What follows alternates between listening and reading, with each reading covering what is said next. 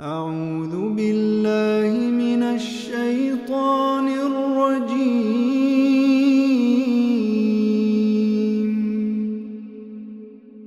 بسم الله الرحمن الرحيم.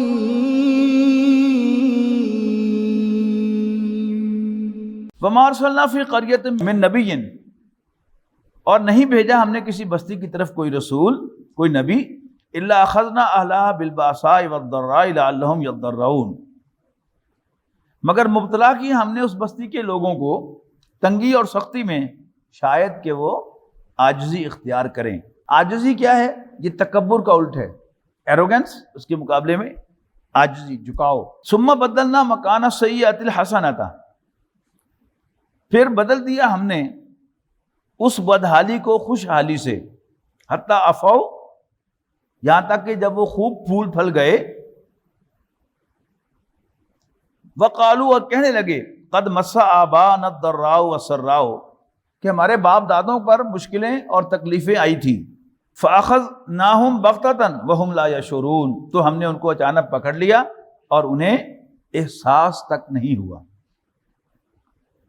وَلَوْ أَنَّ أَهْلَ الْقُرَىٰ آمَنُوا وَاتَّقَوْا، اور اگر کہیں بستیوں والے ایمان لاتے اور اللہ سے ڈرتے تو ہم لازماً کھول دیتے ان کے لیے برکتوں کے دروازے من السماء والارض، آسمان اور زمین سے، ولیکن کذبوا، لیکن انہوں نے جھٹلایا، فاخذناہم بما كانوا یکسبون، لہذا ہم نے ان کو پکڑ لیا ان کی اپنی برائیوں کی کمائی کے سبب۔ افامن اہل القریٰ، کیا بستیوں والے نچنت ہو گئے ہیں، بے خوف ہو گئے ہیں، ان یاتیہم باسنا بیاتن، اس سے کہ ہمارا عذاب ان پر آ جائے راتوں رات، وہم نائمون، جبکہ وہ سو رہے ہوں۔ او امن اہل القریٰ ان یاتیہم باسنا ضحی، یا وہ بے خوف ہو گئے ہیں اس سے کہ ہمارا عذاب ان پر آ جائے ضحی، دن کے وقت، وہم یلعبون، جبکہ وہ کھیل رہے ہوں۔ یہ دہن جو ہے یہ مڈ مارننگ ہے، یعنی چاشت کا وقت جو ہوتا ہے نا، اگر دن کو آپ 4 پہر میں تقسیم کریں تو پہلا کوارٹر جو ہے اس کی جو نفل نماز ہے وہ اشراق ہے، دوسرے کوارٹر کی نفل نماز یہ صلاۃ الضحیٰ ہے جس کو ہم چاشت کہتے ہیں عام زبان میں، اور پھر تیسرے کوارٹر کی نماز جو ہے وہ ظہر کی نماز ہے، وہ فرض ہے، اور چوتھے کوارٹر کی نماز عصر کی نماز ہے جو فرض ہے۔ تو دہن کیا ہے؟ تقریباً 9 بجے کا وقت، یعنی اگر 5-6 بجے سورج نکلا ہے تو اس کے 2-3 گھنٹے کے بعد جب دن پوری طرح برائٹ ہو جاتا ہے تو وہ ہے دہن، دہا۔ وہم یلعبون، جبکہ وہ کھیل رہے ہو۔ افامنوا مکر اللہ، کیا وہ اللہ تعالیٰ کی چالوں سے بے نیاز ہو گئے ہیں، نچنت اور بے خوف ہو گئے ہیں؟ فلا یامن مکر اللہ الا القوم الخاسرون، اور اللہ تعالیٰ کی چال سے اپنے آپ کو سیف سمجھنے والا، محفوظ سمجھنے والا، سیکیور سمجھنے والے تو صرف نقصان سے دوچار ہونے والے لوگ ہی ہوا کرتے ہیں۔ اولم یہدی للذین یرثون الارض من بعد اہلہا، کیا اس بات نے ان لوگوں کی رہنمائی نہیں کی جو وارث بنے زمین پر پہلے بسنے والوں کے بعد زمین کے، ان لو نشاء اصبناہم بذنوبہم، کہ اگر ہم چاہیں تو ان کے گناہوں کے سبب ہم انہیں کسی مصیبت میں مبتلا کر دیں، وَنَطْبَعُ عَلَىٰ قُلُوبِهِمْ، اور ان کے دلوں کو سیل کر دیں، فَهُمْ لَا يَسْمَعُونَ، لہذا وہ کچھ نہ سنیں۔ تِلْكَ الْقُرَىٰ نَقُصُّ عَلَيْكَ مِن أَنبَائِهَا، یہ ہیں وہ بستیاں کہ سنا رہے ہیں ہم تمہیں ان کے حالات، وَلَقَدْ جَاءَتْهُمْ رُسُلُهُمْ بِالْبَيِّنَاتِ، اور یقیناً ان کے پاس آئے تھے ہمارے پیغمبر، ان کی طرف بھیجے ہوئے پیغمبر واضح نشانیوں کے ساتھ، معجزات کے ساتھ، فما كانوا ليؤمنوا، لیکن وہ ماننے والے نہ تھے، بما كذبوا من قبل، جس چیز کو وہ پہلے جھٹلا چکے تھے۔ كذلك يطبع الله على قلوب الكافرين، یوں اللہ تعالیٰ کافروں کے دلوں کو سیل کر دیا کرتا ہے۔ وما وجدنا لأكثرهم من عہد، اور نہیں پایا ہم نے ان کی اکثریت کو وعدے کا، عہد کا پابند۔ وإن وجدنا أكثرهم لفاسقين، اور یقیناً پایا ہم نے ان میں سے اکثر کو نافرمان، فاسق۔ اب شروع ہو گیا وہ حضرت موسیٰ علیہ السلام کا تذکرہ، اور طویل چلے گا۔ ثم بعثنا من بعدہم موسیٰ بآیاتنا، پھر بھیجا ہم نے ان کے بعد موسیٰ کو اپنی نشانیاں دے کر الی فرعون و ملئہ، فرعون اور اس کے درباریوں کی طرف، فظلموا بها، لیکن انہوں نے بھی ہماری نشانیوں کے ساتھ زیادتی کی، ان کی حق تلفی کی۔ اللہ تعالیٰ کی نشانیوں کا حق کیا ہے کہ انہیں مانا جائے، اور حق تلفی کیا ہے؟ ماننے سے انکار کیا جائے۔ فظلموا بها، تو انہوں نے ان پر زیادتی کی۔ فانظر کیف کان عاقبۃ المفسدین، تو دیکھو کیا انجام ہوا فسادیوں کا۔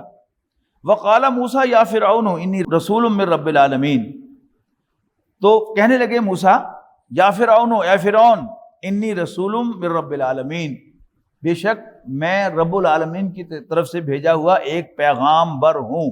حقیق علی اللہ اقول علی اللہ الا الحق، میرا منصب یہ ہے کہ میں اللہ کے بارے میں صرف اور صرف حق بات کہوں۔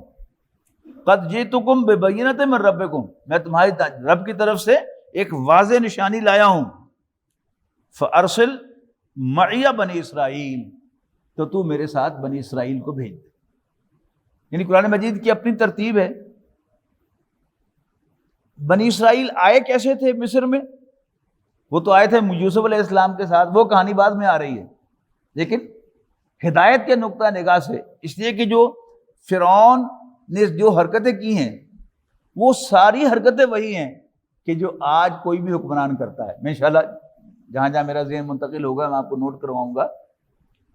اور یہ جو سیاست کے کھیل ہوتے ہیں، اللہ کے فضل و کرم سے ان میں سے مجھے کوئی بھی نئی بات معلوم نہیں ہوتی۔ یعنی قرآن مجید میں سے میں پولیٹیکل سائنس کا اسٹوڈنٹ نہیں ہوں، کبھی نہیں پڑھی، ایک لفظ بھی نہیں پڑھا میں نے، سوائے وہ جو 7ویں 8ویں جماعت میں شہریت کا مضمون ہوتا تھا تھوڑا سا، باقی باقاعدہ پولیٹیکل سائنس میں نے نہیں پڑھی۔ مجھے قرآن مجید ہی سے پڑھائی ہے پولیٹیکل سائنس ڈاکٹر اسرار احمد صاحب نے، اللہ ان کو غریق رحمت کرے، اور ایسی کلیئر پکچر دی ہے کہ کیا ہوتا ہے، سیاستدان کیا کیا کرتے ہیں، وہ مجھے قرآن مجید میں سے لکھا ہوا ملتا ہے، انشاءاللہ میں آپ کے ساتھ بھی شیئر کروں گا۔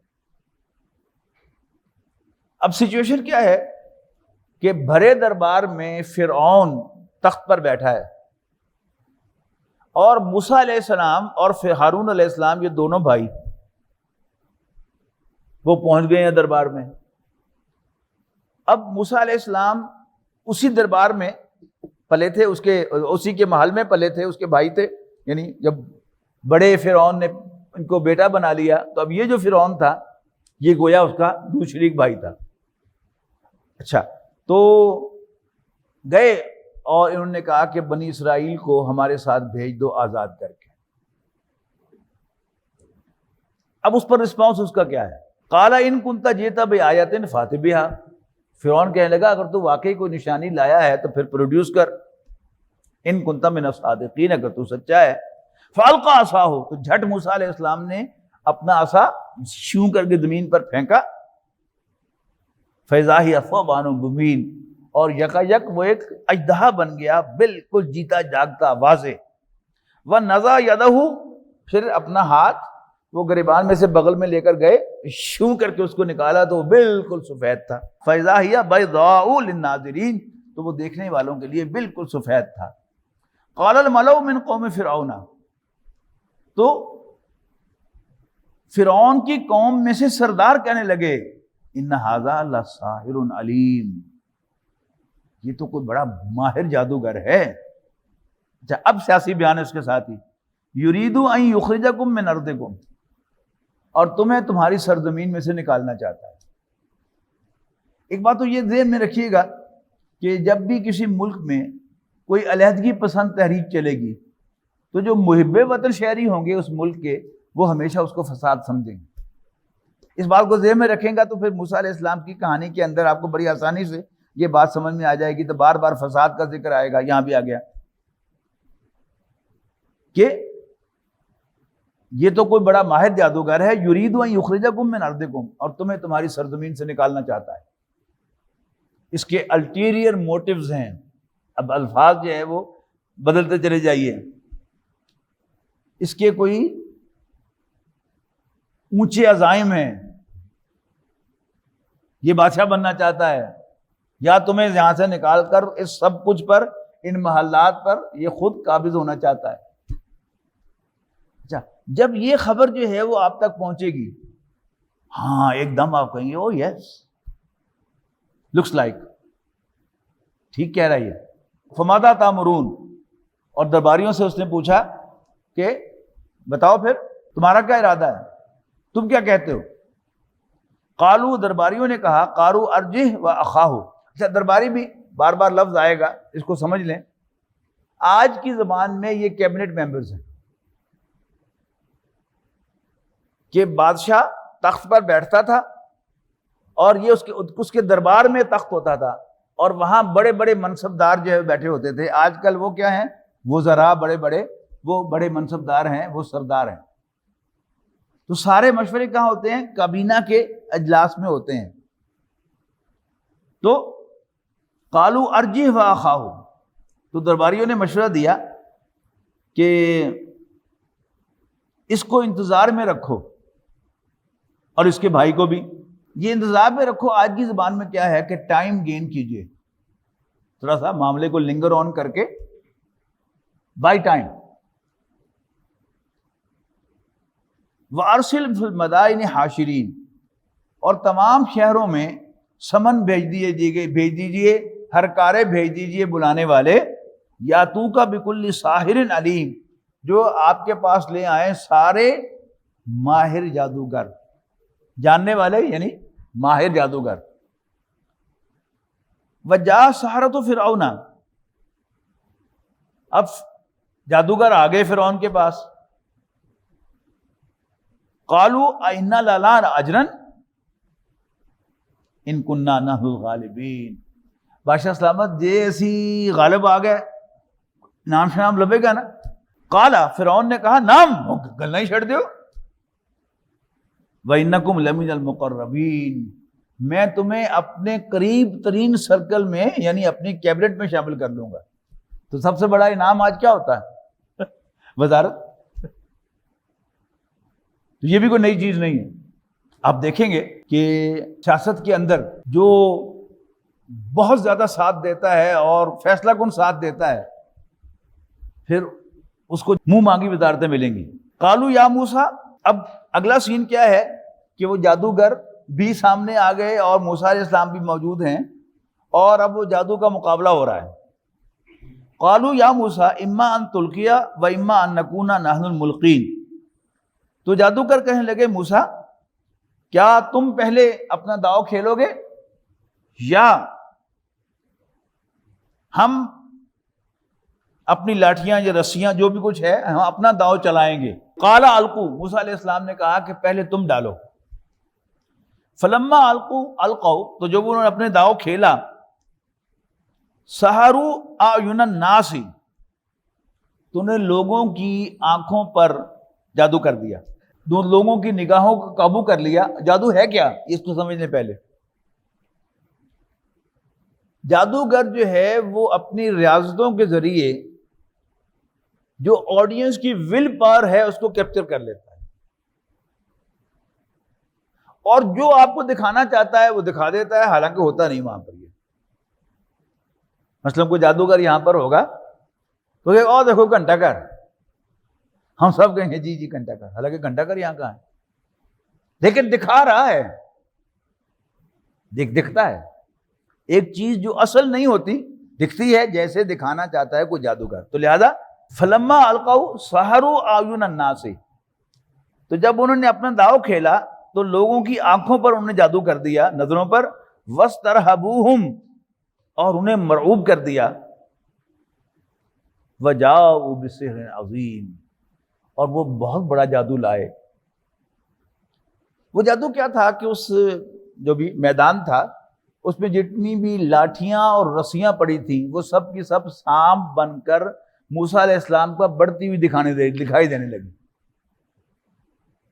موسیٰ علیہ السلام کو بھی دکھائی دیا۔ یعنی ایک آرٹیکل ایک صاحب نے مجھے بھیجا تھا کہ سورۃ الفلق کے بارے میں کہ نبی کریم صلی اللہ علیہ وسلم پر جادو ہوا تھا اور پھر اللہ تعالیٰ نے حضور صلی اللہ علیہ وسلم سے کہا تھا کہ آپ اللہ کی پناہ حاصل کریں، تو انہوں نے اس پر پورا تھیسس باندھا ہوا تھا کہ لو جی اگر نبی پر بھی جادو کا اثر ہو جائے تو پھر تو گل مک گئی نا ساری۔ گائیڈنس کیسے رہے، ہمارا گائیڈ کیسے رہے گا وہ؟ مطلب ان کا مطلب کیا تھا؟ یہ ٹپیکل انداز ہوتا ہے منکرین حدیث کا کہ وہ یوں کر کے آپ کو لاک کر کے بتاتے ہیں کہ لئی حدیثاں ساریاں غلط ہیں، ہمیں بڑھیا ہوئی ہیں۔ تو جس صاحب نے مجھے بھیجا تھا، میں نے کہا جی میں کوئی حدیث کا ماہر تو نہیں ہوں، بڑا ادنا سا طالب علم ہوں، حدیث میرے سبجیکٹ نہیں ہے میرا، قرآن مجید کے ساتھ میرا تعلق ہے، لیکن ایک موٹی سی بات میں جانتا ہوں کہ قرآن مجید گواہ ہے کہ خود موسیٰ علیہ السلام پر جادو کا اثر ہوا۔ ایسا تو نہیں ہوا کہ موسیٰ علیہ السلام سمجھ رہے ہوں کہ لاٹھیاں رسیاں ہیں، لیکن وہ بھی ڈر گئے۔ وَأَوْحَيْنَا إِلَىٰ مُوسَىٰ أَنْ أَلْقِ عَصَاكَ، ہم نے موسیٰ کو وحی کی کہ تو بھی اپنا عصا ڈال دے۔ فَإِذَا هِيَ تَلْقَفُ مَا يَأْفِكُونَ، سو وہ نگلتا چلا گیا ان چھوٹے چھوٹے جادوؤں کو۔ فَوَقَعَ الْحَقُّ، بس حق ثابت ہو گیا۔ وَبَطَلَ مَا كَانُوا يَعْمَلُونَ، اور باطل ہو گیا جو کچھ وہ کر رہے تھے۔ یہ حق کے مقابلے میں باطل ہے۔ اور یہ الفاظ جو ہیں اس کو ذرا قریب قریب کے الفاظ ڈھونڈے تو بات سمجھ آتے۔ حقیقی، ریئل، اس کا الٹ کیا ہے؟ باطل، ان ریئل۔ تو جو موسیٰ علیہ السلام کا عصا تھا تو وہ تو ریئلی سانپ بن گیا تھا، جبکہ جادوگروں کی رسیاں اور لاٹھیاں سانپ دکھ رہی تھی نہیں۔ تو فوقع الحق، حق ثابت ہو گیا، وبطل ما كانوا يعملون، اور جو کچھ انہوں نے پروڈیوس کیا تھا، بنایا تھا، وہ سب باطل ثابت ہو گیا، نتھنگ۔ فغلبوا هنالك وانقلبوا صاغرین، بس مغلوب کر دیے گئے میدان میں فرعون کے ساتھی یعنی جادوگر، وانقلبوا صاغرین، اور سب وہ ذلیل ہو کر لوٹے۔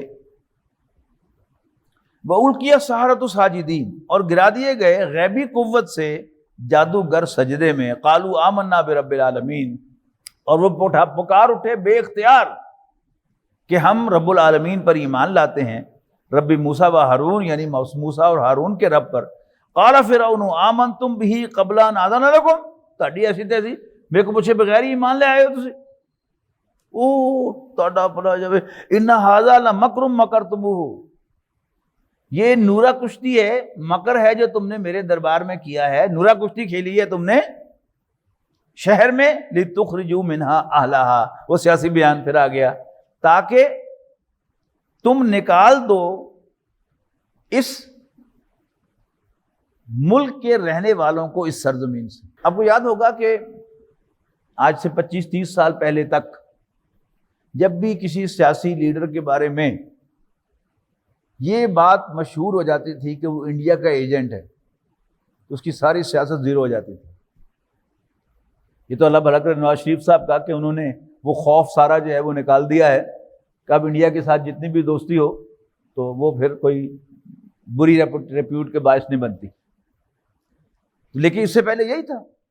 اب اسی طرح یہ چیز کہ یہ تمہیں تمہاری بستی سے نکالنا چاہتے ہیں، یعنی جو بھی اگر عوام میں سے یہ بات باور کر لے گا کہ یس وہ تو تہاڈی ایسی تیسی نبڑنا نہیں دینا، فسوف تعلمون، لگ تانوں پتہ جان گے، لأقطعن ایدیکم وارجلکم من خلاف، میں تمہارے بازو اور تمہاری ٹانگیں مخالف سمت سے کاٹوں گا، ثم لأصلبنکم اجمعین، پھر تم سب کو میں سولی پہ چڑھاؤں گا۔ یہ سولی کیا ہوتی تھی؟ یہ حضرت عیسیٰ علیہ السلام کے جو بنے ہوتے ہیں، آپ کسی چرچ میں جائیں تو وہاں پر کراس تو ہو گئی ہوئی، اور اس پر حضرت عیسیٰ علیہ السلام لٹکے ہوئے نظر آتے ہیں۔ یہ ہوتا تھا کہ ایک لمبا راڈ ہوتا تھا یا ایک لمبا تختہ ہوتا تھا، اور پھر اوپر کر کے یعنی یوں سمجھیے کہ 6-7 حصے چھوڑ کر آخری 2 حصوں کے اوپر ایک کراس بار لگی ہوتی تھی، اسی سے وہ کراس بنتا نا عیسائیوں والا۔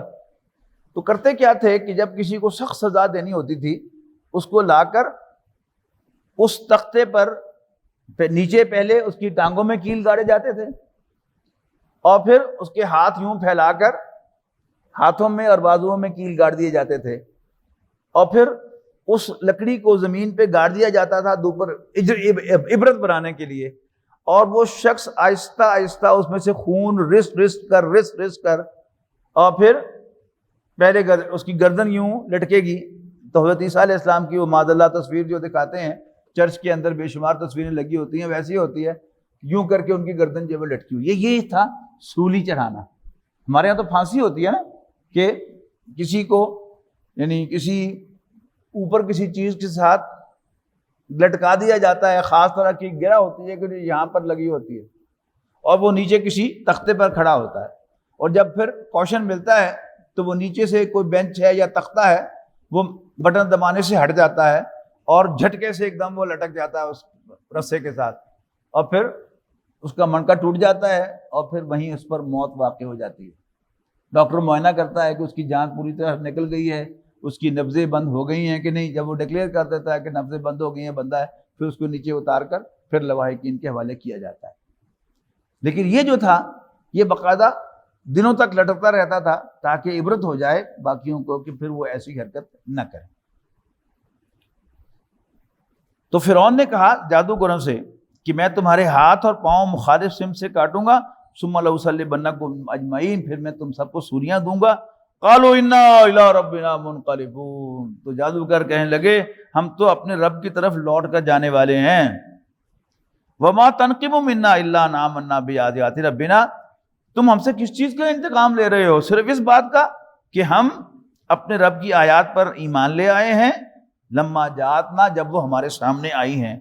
ربنا افرغ علینا صبرا وتوفنا مسلمین، ربا ہمارے اوپر دہانے کھول دے استقامت کے، صبر کے، وتوفنا مسلمین، اور ہمیں موت دے بحیثیت مسلمان۔ وقال الملأ من قوم فرعون، اور کہا سرداروں نے قوم فرعون کے سردار کہنے لگے، اب اگلا سین ہے یہ کہ حضرت موسیٰ علیہ السلام کی موومنٹ جو تھی وہ آگے بڑھ رہی تھی، زور پکڑ رہی تھی دن بدن۔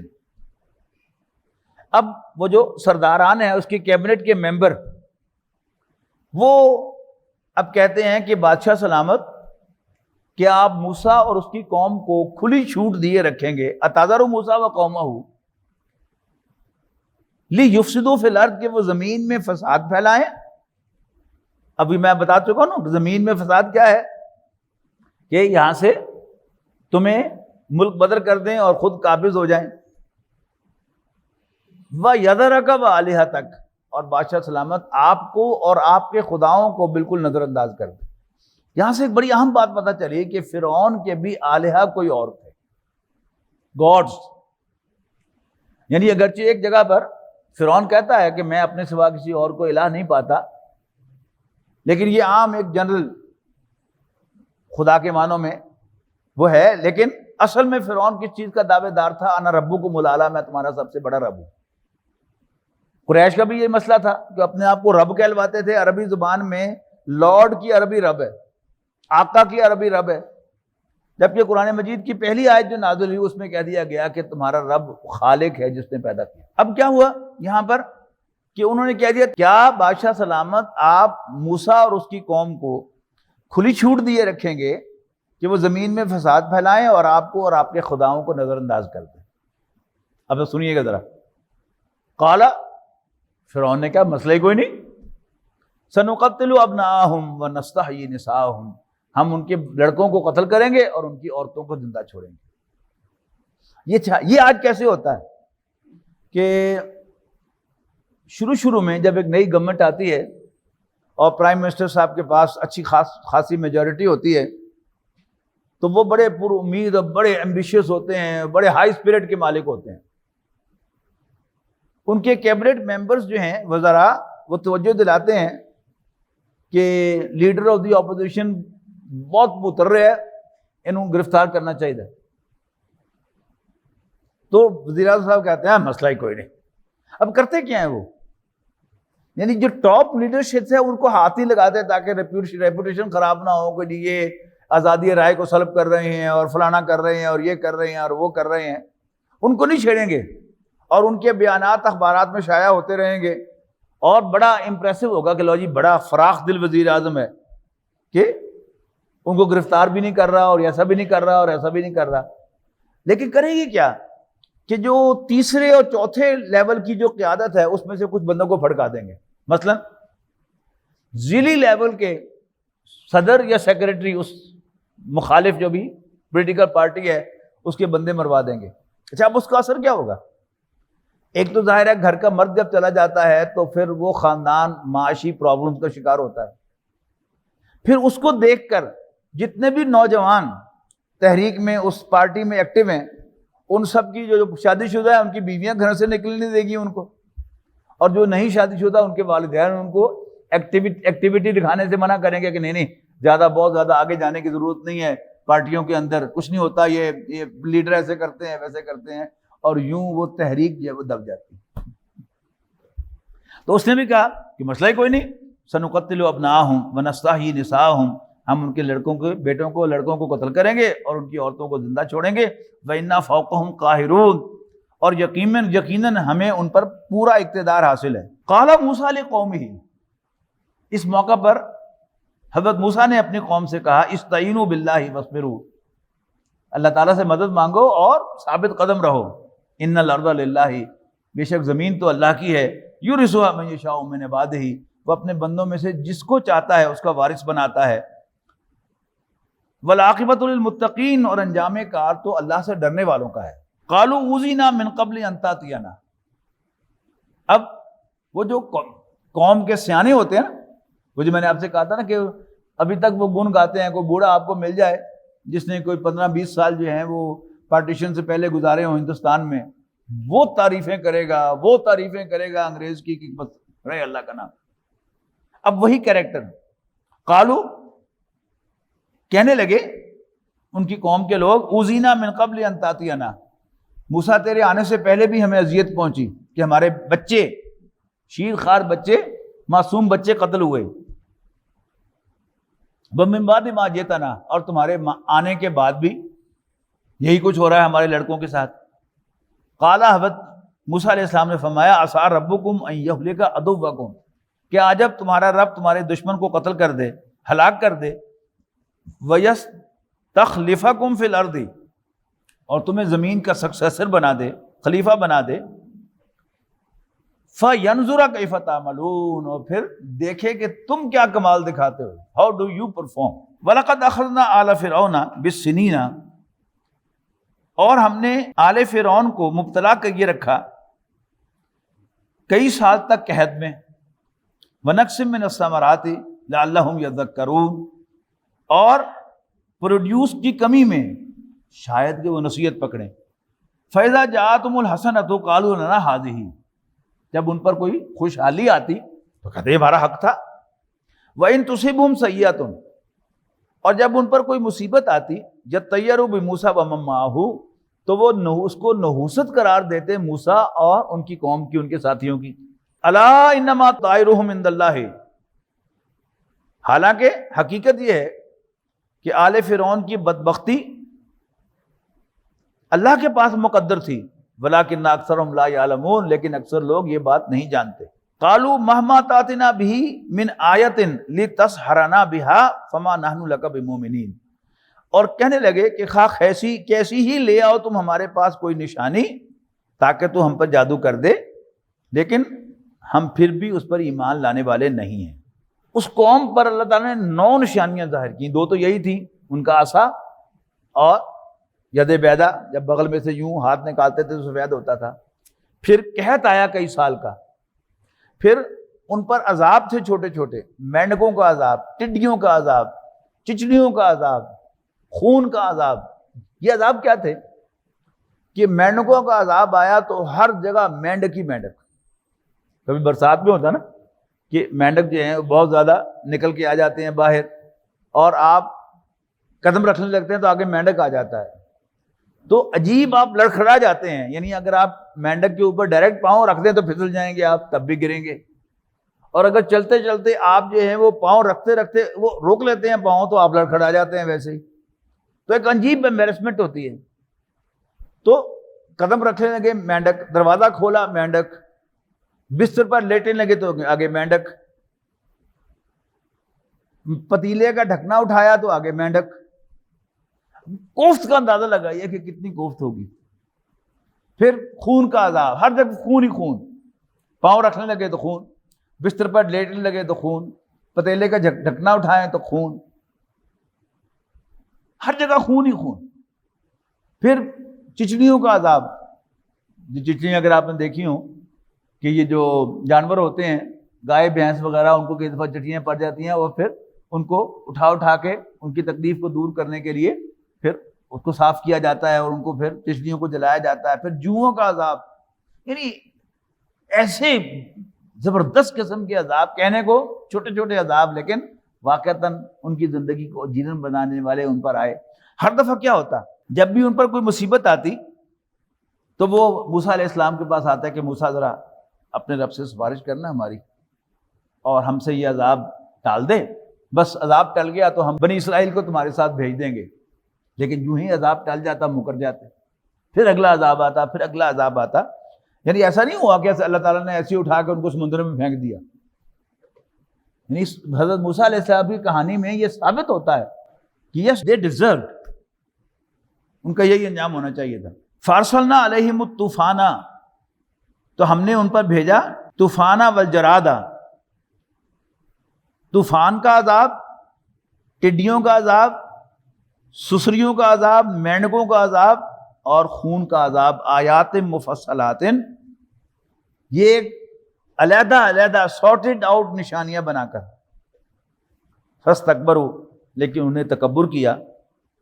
وکانوا قوما مجرمین، اور وہ بڑے ہی مجرم لوگ تھے. ولما وقع علیہم الرجز قالوا یا موسیٰ ادع لنا ربک بما عہد عندک، اور جب بھی ان پر کوئی عذاب نازل ہوتا تو کہتے ذرا دعا کرنا اپنے رب سے ہمارے لیے، جیسے اس نے تم سے وعدہ کیا ہوا ہے. لئن کشفت عنا الرجز، اگر ہم سے ٹلوا دیا تم نے وہ عذاب، لنؤمنن لک، تو ہم تو تجھ پر ٹرسٹ کریں گے. ولنرسلن معک بنی اسرائیل، اور ہم تمہارے ساتھ بنی اسرائیل کو بھیج دیں گے. فلما کشفنا عنہم الرجز، لیکن جب ہم ان سے عذاب کو دور کر دیتے، الی اجل ہم بالغوہ، ایک ایسی مدت تک کے لیے جس کو پہنچنے والے تھے، اذا ہم ینکثون، تو فوراً اپنا وعدہ توڑ دیتے. فانتقمنا منہم، تو پھر ہم نے ان سے انتقام لیا. فاغرقناہم فی الیم، اور پھر ہم نے ان کو ڈبو دیا سمندر میں. بانہم کذبوا بآیاتنا، اس لیے کہ انہوں نے ہماری آیات کو جھوٹا قرار دیا تھا. وکانوا عنہا غافلین، اور انہوں نے ان سے بے پرواہی برتی تھی. وَأَوْرَثْنَا الْقَوْمَ الَّذِينَ كَانُوا يُسْتَضْعَفُونَ مَشَارِقَ الْأَرْضِ وَمَغَارِبَهَا، اور وارث بنا دیا ہم نے ان لوگوں کو جو کمزور بنا کر رکھ دیے گئے تھے اس سرزمین کے مشرق و مغرب میں، الَّتِي بَارَكْنَا فِيهَا، جس کے ماحول کو ہم نے بابرکت بنایا تھا، یعنی فلسطین.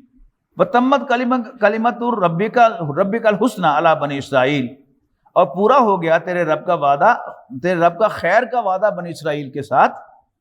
بما صبروا، ان کے استقامت کی وجہ سے، ثابت قدمی کی وجہ سے. ودبرنا ما کان یصنع فرعون وقومہ، اور تباہ و برباد کر دیا ہم نے اس سب کو جو بنایا تھا فرعون اور اس کی قوم کے لوگوں نے. وما کانوا یارشون، اور جو کچھ انہوں نے چھتریوں پر چڑھایا تھا یہ انگور کی بیلیں ہیں. یعنی مصر کا جو انگور آج بھی سب سے زیادہ جو اعلیٰ شراب ہے وہ مصر ہی کی ہے، اس لیے کہ انگور کی کوالٹی جو ہے وہاں کی وہ ایسی ہے کہ اس سے دنیا بھر میں سب سے زیادہ شراب وہی بناتے اور بیچتے ہیں. وجاوزنا ببنی اسرائیل البحر فاتوا علی قوم یعکفون علی اصنام لہم، پھر پار اتارا ہم نے بنی اسرائیل کو سمندر کے، اور ان کا گزر ہوا ایک ایسی قوم کے پاس سے جو یعکفون علی اصنام لہم، جو اپنے بتوں کی پوجا کیا کرتے تھے. قالوا یا موسیٰ اجعل لنا الہا، تو وہ کہنے لگے موسیٰ ساڑھے واسطے بھی خدا بنانا، کما لہم آلہہ، جیسے ان کے خدا ہیں. اس پر حضرت موسیٰ علیہ السلام بہت مایوس ہوئے. قال انکم قوم تجہلون، تم بڑے نادان لوگ ہو، جاہل لوگ ہو. ان ہؤلاء متبر ما هم فیہ وباطل ما كانوا یعملون، صورتحال یہ ہے کہ یہ لوگ ایسے ہیں کہ برباد ہونے والے ہیں اور سراسر باطل ہے وہ عمل جو کچھ وہ کر رہے ہیں. قال اغیر اللہ ابغیکم الہا، حضرت موسیٰ علیہ السلام نے مزید فرمایا کہ کیا میں تلاش کروں تمہارے لیے ایک خدا، وَهُوَ فَضَّلَكُمْ عَلَى الْعَالَمِينَ، جبکہ اللہ تعالیٰ نے تمہیں تمام جہانوں پر فضیلت دی ہے. وَإِذْ أَنْجَيْنَاكُمْ مِنْ آلِ فِرْعَوْنَ يَسُومُونَكُمْ سُوءَ الْعَذَابِ، اور جب ہم نے نجات دی تمہیں آل فرعون سے جو تمہیں بدترین عذاب میں مبتلا کیے ہوئے تھا. یقتلون ابناءکم، تمہارے بیٹوں کو قتل کرتے ہوئے، ویستحیون نساءکم، اور تمہاری عورتوں کو زندہ چھوڑتے ہوئے. وفی ذالکم بلاء من ربکم عظیم، اور اس میں تمہارے رب کی طرف سے بہت بڑی آزمائش تھی. وَوَعَدْنَا مُوسَىٰ 30 لَيْلَةً وَأَتْمَمْنَاهَا بِعَشْرٍ، اور ہم نے موسیٰ کے ساتھ میعاد مقرر کی 30 راتوں کی، اور پھر پورا کیا ان کو مزید 10 راتوں سے۔ فَتَمَّ مِيقَاتُ رَبِّهِ 40 لَيْلَةً، یوں پوری ہو گئی اس کے رب کی مدت 40 راتیں، مراد ہے 40 دن رات۔ وَقَالَ مُوسَىٰ لِأَخِيهِ ہارون، موسیٰ نے اپنے بھائی ہارون سے کہا علیہ السلام، اخلفنی فی قومی، تم میری نیابت کرو میری قوم میں، وَأَصْلِحْ، اور اصلاح کرتے رہنا، وَلَا تَتَّبِعْ سَبِيلَ الْمُفْسِدِينَ، اور فسادیوں کے راستوں پر نہ چلنا۔ یعنی موسیٰ علیہ السلام کی جو دور اندیشی ہے وہ بتاتی ہے کہ کوئی نہ کوئی فسادی لوگ ہوں گے کہ جو فساد برپا کریں گے میری عدم موجودگی میں، لہذا انسٹرکشن دی کہ فسادیوں کے ڈائریکشن پر نہ چلنا۔ وَلَمَّا جَاءَ مُوسَىٰ لِمِيقَاتِنَا وَكَلَّمَهُ رَبُّهُ، تو جب موسیٰ علیہ السلام ہم سے ملاقات کے لیے آئے، موسیٰ علیہ السلام نے کہا ربی ارینی انظر الیک، یعنی آواز سن رہے تھے حضرت موسیٰ علیہ السلام ڈائریکٹلی، خواہش ظاہر کر دی کہ پردے سے بڑی گلاں ہو گیا، سامنے بھی آئی جا۔ اب یہ دیکھیں نا، وہ جو محبت کا ایک تقاضا ہوتا ہے، جی چاہتا ہے کہ میں دیکھوں بھی صحیح۔ ربی ارینی، ربا مجھے دکھا، انظر الیک، میں تجھے دیکھنا چاہتا ہوں۔ قال لن ترانی، اللہ نے فرمایا تم مجھے نہیں دیکھ سکتے، ولکن انظر الی الجبل، بلکہ اس پہاڑ کی طرف دیکھو، فإن استقر مکانہ فسوف ترانی، اگر وہ پہاڑ اپنی جگہ قائم رہا تو تم بھی مجھے دیکھ سکو گے۔ فلما تجلی ربہ للجبل، تو جب ان کے رب نے تجلی فرمائی اس پہاڑ پر، جعلہ دکا وخر موسیٰ صاعقا، تو وہ پہاڑ ریزہ ریزہ ہو گیا اور موسیٰ علیہ السلام غش کھا کر گر پڑے۔ فلما افاقا، جب انہیں افاقہ ہوا، ہوش آئی، قال سبحانک تبت الیک، تو کہنے لگے کہ اللہ تو پاک ہے، میں توبہ کرتا ہوں۔ وانا اول المؤمنین، اور میں سب سے پہلے ماننے والا ہوں۔ قال یا موسیٰ، اللہ تعالیٰ نے فرمایا موسیٰ انی اصطفیتک علی الناس برسالاتی و بکلامی، موسیٰ میں نے تمہیں منتخب کر دیا ہے تمام لوگوں پر اپنی پیغمبری اور ہم کلامی کے شرف سے۔ فخذ ما آتیتک، تو تھام لے جو کچھ میں تمہیں دوں، وکم من الشاکرین، اور شکر گزاروں میں شامل ہو جانا۔ وکتبنا لہ فی الالواح، یعنی اس موقع پر حضرت موسیٰ علیہ السلام کو تورات دی گئی تھی ٹیبلٹس میں، یعنی تختیاں تھیں، اور جن میں ریزڈ ورڈز کے اوپر تورات لکھی ہوئی تھی، تورات کی یہ پتھر کی تختیاں تھیں۔ تو وَكَتَبْنَا لَهُ فِي الْأَلْوَاحِ، ہم نے لکھ دیا ان کے لیے ان تختیوں میں، مِن كُلِّ شَيْءٍ، سب کچھ، موعظۃً، نصیحت کے لیے، وَتَفْصِيلًا لِكُلِّ شَيْءٍ، اور ہر چیز کی تفصیل کو بیان کرنے کے لیے۔ فَخُذْهَا بِقُوَّةٍ، اور اے موسیٰ ان کو مضبوطی سے پکڑ لو، وَأَمُرْ قَوْمَكَ يَأْخُذُوا بِأَحْسَنِهَا، اور اپنی قوم کو بھی حکم دو کہ ان پر اچھی طرح عمل کریں۔ سأُرِيكُمْ دَارَ الْفَاسِقِينَ، ان قریب دکھاؤں گا میں تمہیں نافرمانوں کا گھر۔ سأصرف عن آیاتی الذین یتکبرون فی الارض بغیر الحق، میں پھیر دوں گا اپنی نشانیوں کی طرف سے ان لوگوں کی نگاہوں کو جو بڑے بنتے ہیں، تکبر کرتے ہیں زمین پر، بغیر الحق، جس کا انہیں کوئی حق نہیں۔ وَإِن يَرَوْا كُلَّ آیَةٍ، اور وہ کوئی بھی نشانی دیکھیں گے، لا یؤمنوا بہا، تو اس پر ایمان نہیں لائیں گے۔ وَإِن يَرَوْا سَبِیلَ الرُّشْدِ، اور اگر ہدایت کا راستہ دیکھیں گے، لا يَتَّخِذُوهُ سَبِیلًا، تو اس کو اپنا راستہ نہیں بنائیں گے۔ وَإِن يَرَوْا سَبِیلَ الْغَیِّ، جبکہ جب وہ کوئی گمراہی کا راستہ دیکھیں گے، يَتَّخِذُوهُ سَبِیلًا، تو اس کو اپنا راستہ بنائیں گے۔ ذَلِكَ بِأَنَّهُمْ كَذَّبُوا بِآیَاتِنَا، یہ اس لیے کہ انہوں نے جھٹلایا ہماری آیات کو، وَكَانُوا عَنْهَا غَافِلِينَ، اور وہ اس سے بے پرواہ تھے۔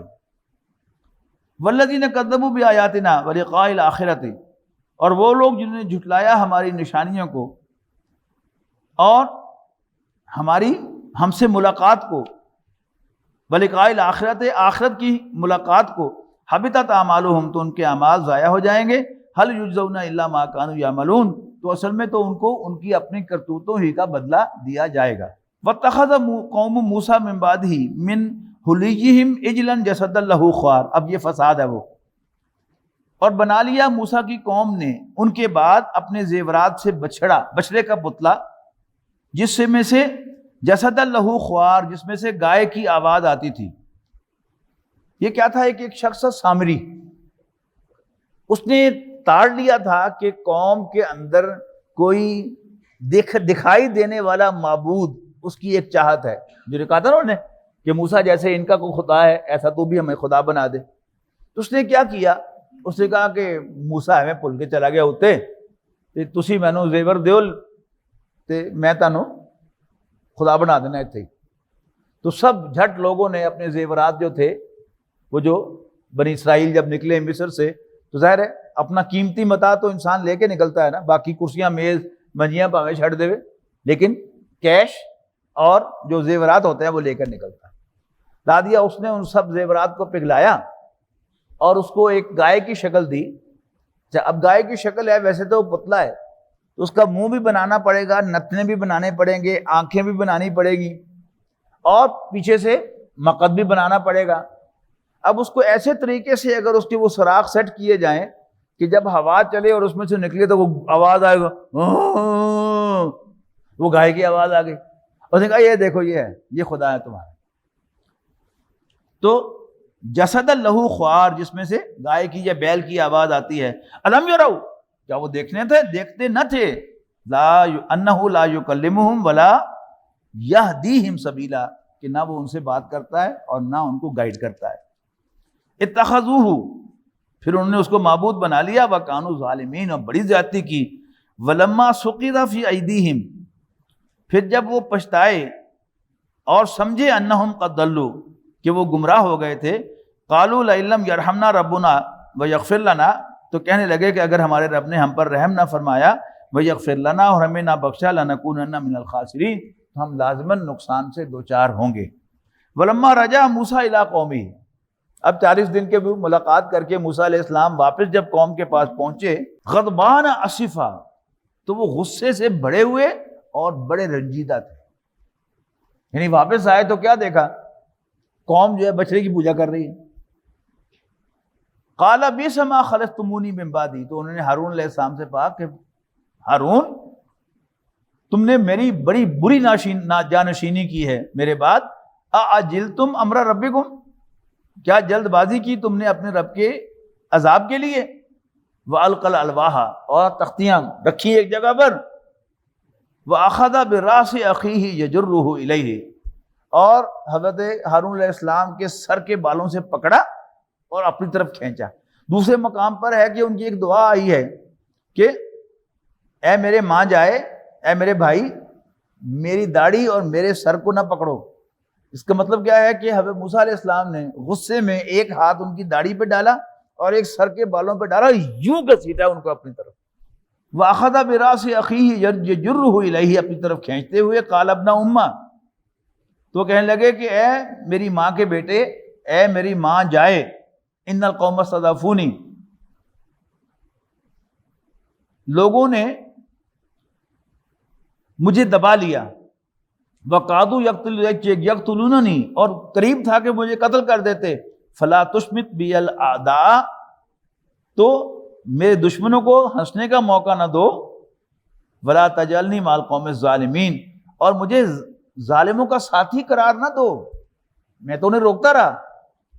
قال رب اغفر لی ولی اخی، حضرت موسیٰ نے عرض کی ربا مجھے بھی بخش دے اور میرے بھائی کو بھی. وادخلنا فی رحمتک وانت ارحم الراحمین، اور ہمیں اپنی رحمت میں داخل فرما، بے شک تو سب سے زیادہ رحم فرمانے والا ہے. ان الذین اتخذوا العجل سینالهم غضب من ربهم وذلۃ فی الحیاۃ الدنیا، یقیناً وہ لوگ جنہوں نے بچڑے کو معبود بنایا عنقریب گرفتار ہو کر رہیں گے وہ اپنے رب کے غضب میں اور ذلیل ہوں گے دنیاوی زندگی میں. وکذالک نجزی المفترین، اور ایسے ہی ہم جھوٹ باندھنے والوں کو، جھوٹ گھڑنے والوں کو بدلہ دیا کرتے ہیں.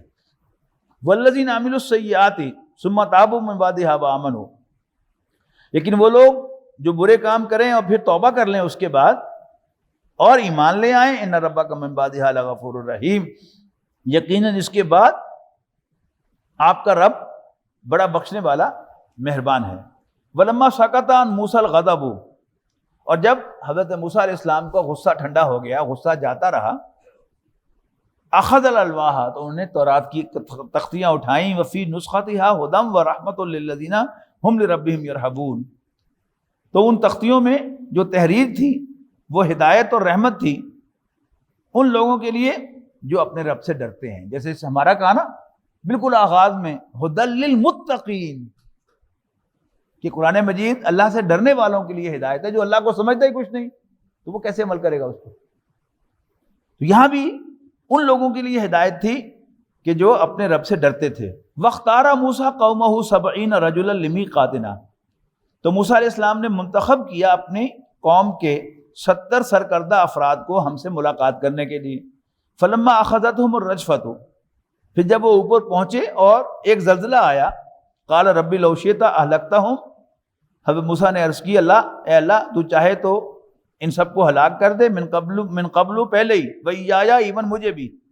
أَتُهْلِكُنَا بِمَا فَعَلَ السُّفَهَاءُ مِنَّا، تو کیا تو ہمیں ہلاک کرے گا اس عمل کی وجہ سے جو ہم میں سے بے وقوفوں نے کیا تھا. إِنْ هِيَ إِلَّا فِتْنَتُكَ، یقیناً وہ تیری جانب سے آزمائش تھی. تُضِلُّ بِهَا مَن تَشَاءُ، تو جس کو چاہتا ہے وہ بھٹکاتا ہے. وَتَهْدِي مَن تَشَاءُ، جسے چاہتا ہے راستہ دکھاتا ہے. أَنْتَ وَلِيُّنَا، تو ہمارا سرپرست ہے. فَاغْفِرْ لَنَا وَارْحَمْنَا وَأَنْتَ خَيْرُ الْغَافِرِينَ، پس ہم پر ہمیں بخش دے اور ہم پر رحم فرما، بے شک تو سب سے زیادہ اچھا بڑھ کر بخشنے والا ہے. وَاكْتُبْ لَنَا فِي هَذِهِ الدُّنْيَا حَسَنَةً وَفِي الْآخِرَةِ، اور لکھ دیں ہمارے لیے اس دنیا میں بھی بھلائی اور آخرت میں بھی. إِنَّا هُدْنَا إِلَيْكَ، یقیناً ہم تیری طرف رجوع کرتے ہیں.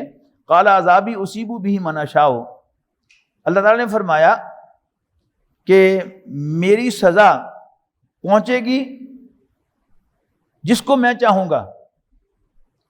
وَرَحْمَتِي وَسِعَتْ كُلَّ شَيْءٍ، اور میری رحمت ہر چیز پر وسیع ہے. فَسَأَكْتُبُهَا لِلَّذِينَ يَتَّقُونَ، تو میں اپنی اس رحمت کو لکھ دوں گا ان لوگوں کے لیے جو متقی ہیں، اللہ سے ڈرتے ہیں. وَيُؤْتُونَ الزَّكَاةَ، اور زکوٰۃ ادا کرتے ہیں. وَالَّذِينَ هُمْ بِآيَاتِنَا يُؤْمِنُونَ، اور جو ہماری آیات پر ایمان رکھتے ہیں. یہ کون لوگ ہیں؟ الذین یتبعون الرسول النبی الأمی صلی اللہ علیہ وسلم، یہ وہ لوگ ہیں جو پیروی کریں گے اس رسول نبی امی کی. الذی یجدونہ مکتوبا عندہم فی التوراۃ والانجیل، جس کو وہ اپنے ہاں لکھا ہوا پاتے ہیں تورات و انجیل میں. یامرہم بالمعروف، وہ ان کے اندر بھلائی کو، نیکی کو پروموٹ کریں گے صلی اللہ علیہ وسلم، انہیں نیکی کا حکم دیں گے. وَيَنْهَاهُمْ عَنِ الْمُنْكَرِ، اور انہیں برائیوں سے روکیں گے. وَيُحِلُّ لَهُمُ الطَّيِّبَاتِ، اور پاک چیزیں ان کے لیے حلال کریں گے جو انہوں نے اپنے اوپر خام خواہ حرام کر لی تھی، جس کا ذکر ہم خاص طور پر سورہ انعام میں پڑھ کے آئے ہیں، سورہ مائدہ میں پڑھ کے آئے ہیں. وَيُحَرِّمُ عَلَيْهِمُ الْخَبَائِثَ، اور جو ناپاک چیزیں ہیں وہ ان پر حرام قرار دیں گے.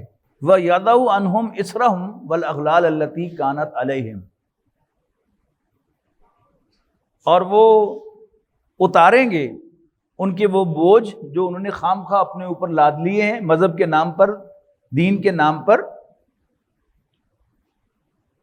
وَالْأَغْلَالَ الَّتِي كَانَتْ عَلَيْهِمْ، اور وہ توق جو انہوں نے خام خواہ گلے میں ڈال رکھے ہیں مذہب کے نام پر، ان سب کو کھولیں گے.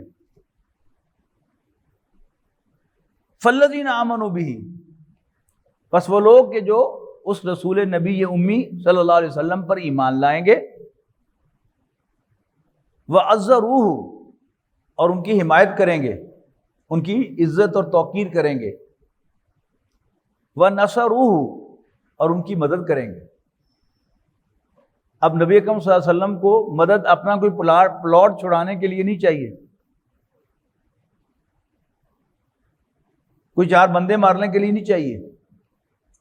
وہ اللہ تعالیٰ کا ایک مشن ہے جو اللہ تعالیٰ نے ان کو سونپا ہے، اس میں مدد درکار ہے. صحابہ کرام نبی اکرم صلی اللہ علیہ وسلم کے دست و بازو بنے اس مشن میں. تو نصروہ، انہوں نے ان کی تائید کی، ان کی نصرت کی. واتبعوا النور الذی انزل معہ، اور انہیں پیروی کی اس روشنی کی، اس نور کی جو ان کے ساتھ نازل کیا گیا، یعنی قرآن مجید. اولئک ھم المفلحون، فلاح پانے والے صرف یہی ہے. تو نبی اکرم صلی اللہ علیہ وسلم پر ایمان تو اللہ کے فضل و کرم سے ہم سب کو حاصل ہے، لیکن اس ایمان کے ساتھ ساتھ فلاح کے لیے اللہ تعالیٰ نے کچھ اور بھی شرائط جو ہیں وہ عائد کی ہیں. ان کا بھی ہمیں حتی الوسع لحاظ رکھنا چاہیے کہ نبی اکرم صلی اللہ علیہ وسلم کو اللہ کا رسول مانا ہے تو پھر ان کے ساتھ جو معاملہ ہے وہ اسی طرح سے ہونا چاہیے.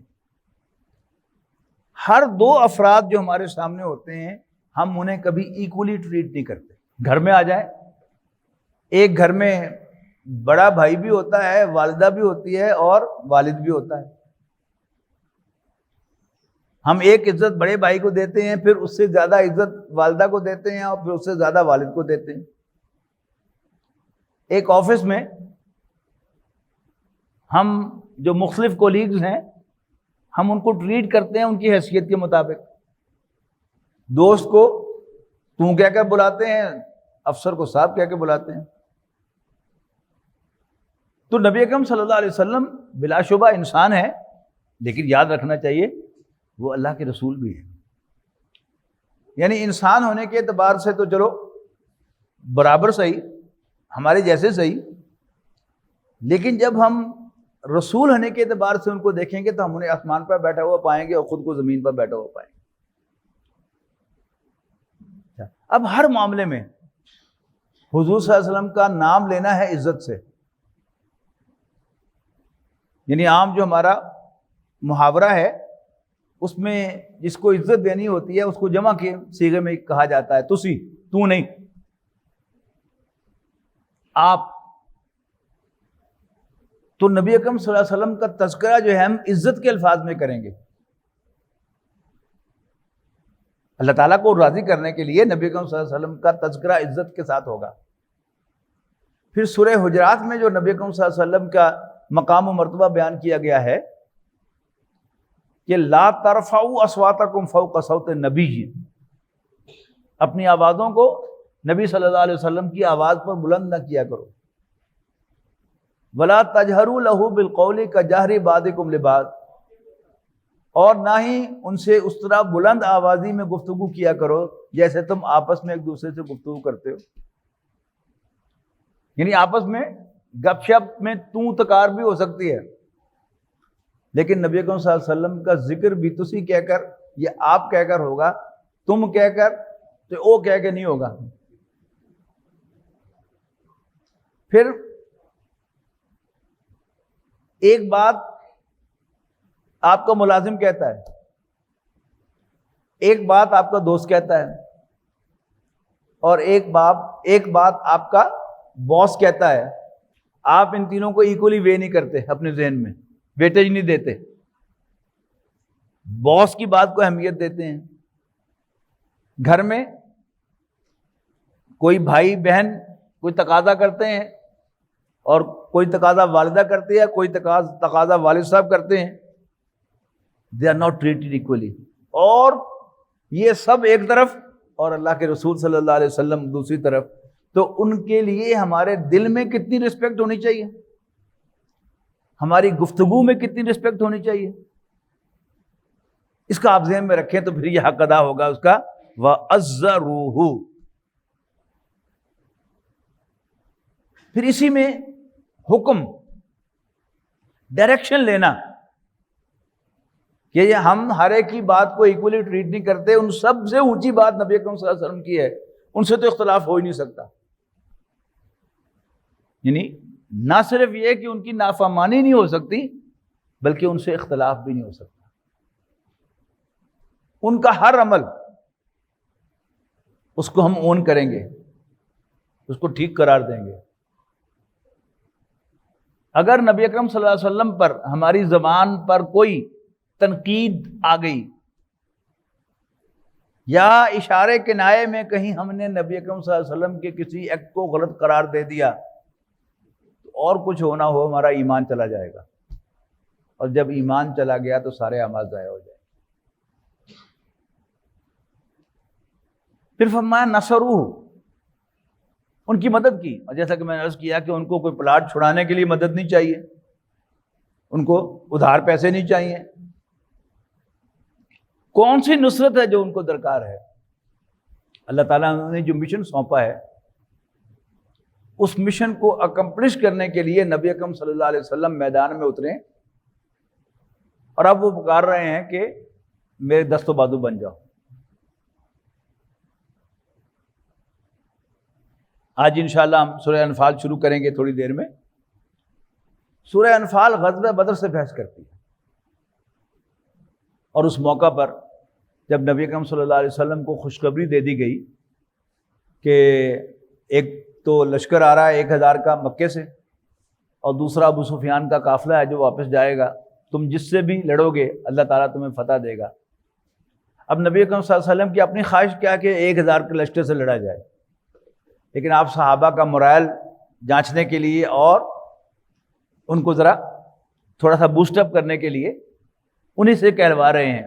اور یہ جن لوگوں نے مینجمنٹ کری ہے تو پارٹیسپیٹو ٹائپ آف مینیجر ہوتا ہے نا، جو وہ اس طرح کرتا ہے کہ لوگوں کو سینس آف پارٹیسپیشن دیتا ہے اور اپنا کیس اس طرح ان کے سامنے رکھتا ہے کہ وہ اس کی تائید کر دیں. تو نبی اکرم صلی اللہ علیہ وسلم نے پوچھا بھئی کیا ارادہ ہے؟ تو جو مہاجرین تھے نبی اکرم صلی اللہ علیہ وسلم کے ساتھیوں میں سے، انہوں نے کہا کہ اللہ کے رسول ہمیں اصحاب موسیٰ پر قیاس نہ کیجیے، جنہوں نے موسیٰ علیہ السلام سے کہا تھا کہ اذهب انت بربک فقاتلا انا ہاہنا قاعدون، کہ آپ جائیں اپنے رب کو لے کر اور لڑیں، ہم یہاں بیٹھیں، جب شہر فتح ہو جائے تو ہمیں فرمائیں تو ہم تشریف لے جائیں گے اندر. لیکن نبی صلی اللہ علیہ وسلم بار بار پوچھ رہے تھے تو انصار کو سٹرائک ہوا کہ جو نبی صلی اللہ علیہ وسلم بار بار پوچھ رہے ہیں کہ ہاں پہ دسو پھر کیا ارادہ ہے. تو پھر حضرت سعد کھڑے ہوئے رضی اللہ تعالیٰ عنہ، انہوں نے کہا کہ یا رسول اللہ کانہ کا تعنینا، ایسا معلوم ہوتا ہے کہ یو مین اس، تو سن لیجئے، انا آمنا بک وصدقناک، ہم آپ پر ایمان لا چکے ہیں، آپ کی تصدیق کر چکے ہیں، جیسے آپ کا ارادہ ہو آپ بسم اللہ کیجیے، ہم آپ کے ساتھ. یہ ہے نصرت. ہم یہ چاہتے ہیں کہ اللہ کے رسول کے ساتھ ہمارا تعلق قائم ہو، وہ ہماری شفاعت کریں، اور ہم صرف نعت پڑھ کر اور ان کے لیے تالیفی کلمات کہہ کر جنت میں چلے جائیں. یقیناً اللہ تعالیٰ اس پر بھی دے سکتا ہے، اور نبی اکرم صلی اللہ علیہ وسلم کی نعت جو ہے یہ بھی کوئی کمتر شے نہیں ہے. اگر کسی کی تعریف میں کچھ اشعار کہنے ہی ہیں تو انسانوں میں سے سب سے زیادہ حقدار ان اشعار کا وہ نبی اکرم صلی اللہ علیہ وسلم ہے. لیکن صحابہ کرام نے اس پر نہیں ٹرخایا حضور صلی اللہ علیہ وسلم، جانوں کے نذرانے پیش کیے ہیں، اپنا سب کچھ قربان کیا ہے، گھر چھوڑے ہیں، خاندان و کنبے چھوڑے ہیں، لیکن حضور صلی اللہ علیہ وسلم کو مایوس نہیں کیا. تو یہ کیا ہے؟ وَنَصَرُوهُ، اور وہ ان کی مدد کریں. وَاتَّبَعُوا النُّورَ الَّذِي أُنزِلَ مَعَهُ، اور پیروی کریں اس نور کی جو ہم نے ان کے ساتھ نازل کیا ہے، یعنی قرآن مجید. تو قرآن مجید بھی صرف ماننے کے لیے نہیں، یہ اس کی تلاوت کے لیے، اللہ کا کلام سمجھ کر اس کی تلاوت کرنا، پھر اس کو سمجھنے کی کوشش کرنا، پھر اس پر عمل کرنا، اور اس کو دوسروں کو پہنچانا. یہ کیا ہے؟ یہ ہم سب کی ذمہ داری ہے. نبی اکرم صلی اللہ علیہ وسلم کے ساتھ اپنا تعلق مضبوط کرنے کے لیے ہم پر لازم ہے کہ ہم یہ سارے حقوق نبی اکرم صلی اللہ علیہ وسلم کے پہچانے اور ان کو ادا کرنے کی کوشش کریں.